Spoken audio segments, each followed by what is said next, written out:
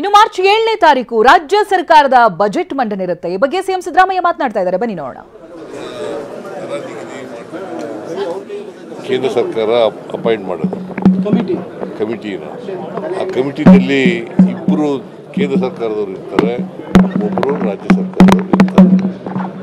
Autonomous body ಆದರೂ ಕೂಡ ಅದು ಮೆಟ್ರೋ ರೈಲನ್ನು ಕೇಂದ್ರ ಸರ್ಕಾರ ರಾಜ್ಯ ಸರ್ಕಾರ ಎರಡೂ ಸೇರಿ ಮಾಡತಕ್ಕಂಥದ್ದು.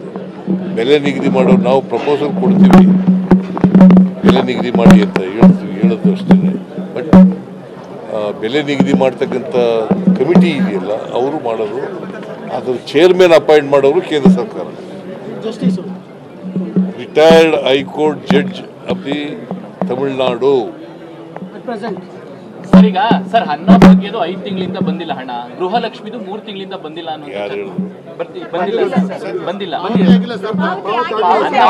ತಿಂಗಳು ನೋಡಪ್ಪ, ಯಾವುದನ್ನು ಕೂಡ ನಿಲ್ಸೋ ಪ್ರಶ್ನೆನೇ ಇಲ್ಲ. ನಂಬರ್ 1 ಪಾವತಿ ಮಾಡದೆ ಹೋದ್ರೆ ಮಾಡ್ತೀವಿ. ಅಲ್ಲ ಸರ್, ಯಾಕೆ ಲೇಟ್ ಆಗ್ತದೆ? 5 ತಿಂಗಳು 3 ತಿಂಗಳದೆಲ್ಲ ಯಾಕೆ ಆಗ್ತಿದೆ ಅಂತ? 5 ತಿಂಗಳು 3 ತಿಂಗಳು ಪೆಂಡಿಂಗ್ ಇದೆ ಅಂತ ನನಗೆ ಗೊತ್ತಿಲ್ಲ. 3 ತಿಂಗಳಿಂದ ಪೆಂಡಿಂಗ್ ಇರೋದು ಗೊತ್ತಿಲ್ಲ, ಕೂಡಲೇ ಬಿಡುಗಡೆ ಮಾಡಿ. ಸರ್, ಮೂಡಾದಲ್ಲಿ ಆಲ್ಮೋಸ್ಟ್ ನಿಮಗೆ ಕ್ಲೀನ್ ಚಿಟ್ ಸಿಕ್ತಂಗ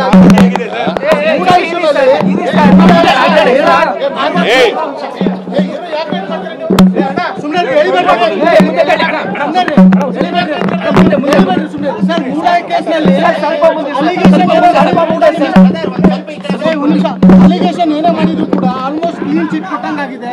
ಲೋಕಾಯುಕ್ತ ಪೊಲೀಸರು ಗೊತ್ತಿಲ್ಲ, ನನಗೆ ಗೊತ್ತಿಲ್ಲ. ಸರ್, ಆರೋಗ್ಯ ಹೇಗಿದೆ ಸರ್? ಆರೋಗ್ಯ ಹೇಗಿದೆ ಸರ್? ಇಂಪ್ರೂವ್ ಆಗ್ತಾ ಇದೆ, ಪೇಯ್ನ್ ಕಡಿಮೆ ಆಗ್ತಾ ಇದೆ. ಕ್ಲೀನ್ ಆಗಿರೋದ್ರಿಂದ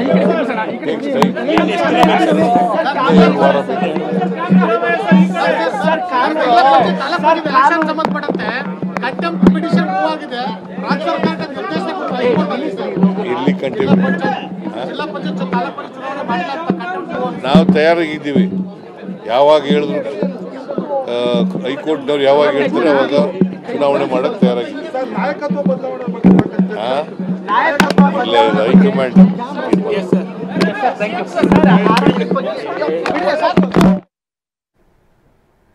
2-3 ವಿಚಾರಗಳ ಬಗ್ಗೆ ಮಾತನಾಡಿದ್ರು. ಒಂದು ಮೊದಲನೇದಾಗಿ ಮೆಟ್ರೋ ಬೆಲೆ ಏರಿಕೆಯ ಬಗ್ಗೆ, ಅದರಲ್ಲಿ ನೇರವಾಗಿ ಕೇಂದ್ರದ ಕಡೆಗೆ ಬೊಟ್ಟು ಮಾಡಿ ತೋರಿಸ್ತಾರೆ. ಅನಂತರ ಪ್ರತಿನಿಧಿಗಳು ಈ ಪಂಚ ಯೋಜನೆಗಳಿದಾವಲ್ಲ ಅವುಗಳ ಬಗ್ಗೆನೂ ಕೂಡ ಪ್ರಶ್ನೆಯನ್ನು ಮಾಡಿದ್ದಾರೆ. ಅದಕ್ಕೂ ಸಂಬಂಧಪಟ್ಟ ಹಾಗೆ ಕ್ಲಾರಿಫಿಕೇಶನ್ ಅನ್ನು ಕೊಟ್ಟಿದ್ದಾರೆ ಸಿಎಂ ಸಿದ್ದರಾಮಯ್ಯ. ಇನ್ನು ಮಾರ್ಚ್ 7ನೇ ತಾರೀಕು ರಾಜ್ಯ ಸರ್ಕಾರದ ಬಜೆಟ್ ಮಂಡನೆ ಇರುತ್ತೆ. ಮಾರ್ಚ್ 3ರಿಂದ ವಿಧಾನಮಂಡಲ ಅಧಿವೇಶನ ಪ್ರಾರಂಭ ಆಗುತ್ತೆ. ಮಾರ್ಚ್ 3ನೇ ತಾರೀಕು ರಾಜ್ಯಪಾಲರು ಭಾಷಣವನ್ನ ಕೂಡ ಮಾಡ್ತಾರೆ. ಬಳಿಕ 3 ದಿನ ರಾಜ್ಯಪಾಲರ ಭಾಷಣದ ಮೇಲೆ ಚರ್ಚೆ ಇರುತ್ತೆ. ಮಾರ್ಚ್ 7ನೇ ತಾರೀಕು ಬಜೆಟ್ ಮಂಡಿಸ್ತೀವಿ ಅನ್ನೋದಾಗಿ ಸಿದ್ದರಾಮಯ್ಯ ಹೇಳಿದ್ದಾರೆ. ಈಗಲೇ ಮಾತನಾಡ್ತಾ ಇದ್ರು ಸಿಎಂ ಸಿದ್ದರಾಮಯ್ಯ ಅವರು. ಬಜೆಟ್ ವಿಚಾರವಾಗಿ ದಿನಾಂಕವನ್ನ ಕೂಡ ಹೇಳಿದ್ದಾರೆ. ಮಾರ್ಚ್ 7ನೇ ತಾರೀಕು ರಾಜ್ಯ ಸರ್ಕಾರದ ಬಜೆಟ್ ಮಂಡನೆ ಆಗುತ್ತೆ ಅಂತ ಹೇಳಿದ್ದಾರೆ.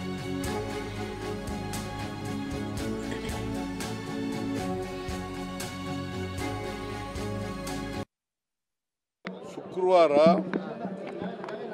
ಅಂದರೆ 7ನೇ ತಾರೀಕು ಶುಕ್ರವಾರ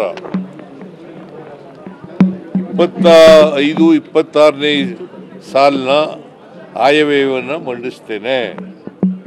ಶುಕ್ರವಾರ ಅಂದರೆ 7ನೇ ತಾರೀಕು ಶುಕ್ರವಾರ 25-26ನೇ ಸಾಲಿನ ಆಯವ್ಯಯವನ್ನು ಮಂಡಿಸ್ತೇನೆ.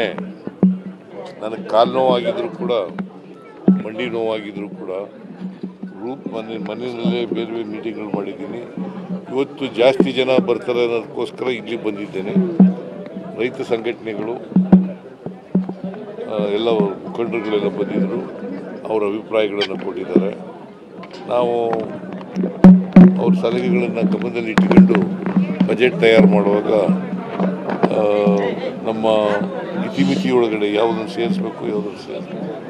ಮತ್ತು ಕರ್ನಾಟಕ ಸರ್ಕಾರ ಯಾವಾಗಲೂ ಕೂಡ ರೈತ ಹಿತವನ್ನು ಕಾಪಾಡೋದ್ರಲ್ಲಿ ಹಿಂದೆ ಬಿದ್ದಿಲ್ಲ. ಯಾವತ್ತೂ ಕೂಡ ರೈತರ ಜೊತೆ ಇರ್ತೀವಿ, ಕೃಷಿ ಬೆಳವಣಿಗೆಗೆ ನಾವು ಪೂರಕವಾಗಿರ್ತೇವೆ ಅಂತಕ್ಕಂಥ ಮಾತುಗಳನ್ನು ಈ ಸಂದರ್ಭದಲ್ಲಿ ನನಗೆ ಶುಕ್ರವಾರ ಅಂದರೆ 7ನೇ ತಾರೀಕು ಶುಕ್ರವಾರ 25-26ನೇ ಸಾಲಿನ ಆಯವ್ಯಯವನ್ನು ಮಂಡಿಸ್ತೇನೆ.